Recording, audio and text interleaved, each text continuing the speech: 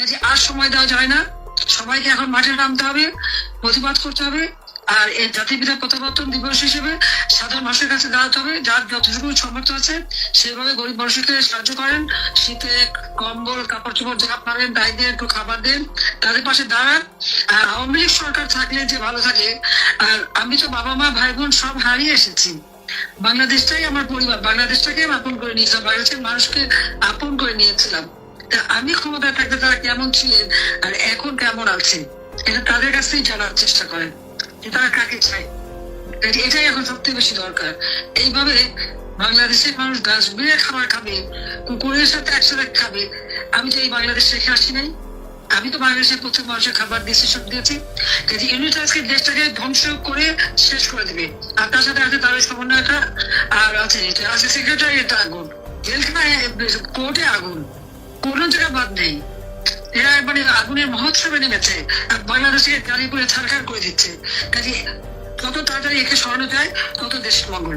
কাজে আমি তৃণমূল নেতা তুমি বলবো, একেবারে গ্রামে গ্রামে যে মানুষের পাশে দাঁড়িয়ে মানুষকে সাথে নিয়ে সব জায়গায় প্রতিবাদ করতে হবে, আর সারা বাংলাদেশের জয় বাংলা লিখে ভরে দিতে হবে। কারণ আমাদের বাহাত্তর সংবিধান, স্বাধীনতার ঘোষণা, বঙ্গবন্ধুর নাম মুছে ফেলা, 32 সালে আগুন দেওয়া, মুক্তিযোদ্ধাদের অপমান করা, তাদের গলায় জুতার মালা দেওয়া, এটা সহ্য করা যায় না। এদের গলায় জুতার মালা দিয়ে দরকার হলে এদের শাস্তি দিতে হবে, মুখ থেকে বিচার করতে হবে।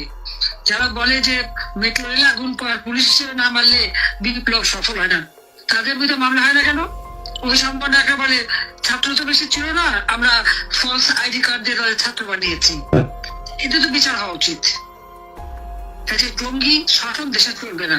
আপনারা সবাই আজকে দিনের প্রতিজ্ঞা করেন, এই জানুয়ারি মাস জাতির পিতা মাঝে ফিরে এসেছিলেন, আর এর মধ্যেই যেন আমরা এই নিউজকে বিদায় দিয়ে বাংলাদেশকে মুক্ত করতে পারি, বাংলাদেশের মানুষের জন্য আবার তাদের জীবনে শান্তি ফিরে আনতে পারি। আজকে তারা যে শক্তিকে আমাদের লাখো শহীদ বুকে রক্ত দিয়ে পরাজিত করেছিল পাকিস্তানি হানাদার বাহিনী, আজকে নিউজ নিয়ে যে তাদের পা চাটে, এরা এখন পাকিস্তানের পা চাটার দালাল, পরাজিত শক্তির তৈরি করে যাচ্ছে, আর দেশের মানুষকে না খাওয়ায় কাজে এর হাত থেকে দেশকে রক্ষা করার জন্য যা যা করণীয় আপনারা করবেন, এটাই আমার আহ্বান, এটাই আমার নির্দেশ।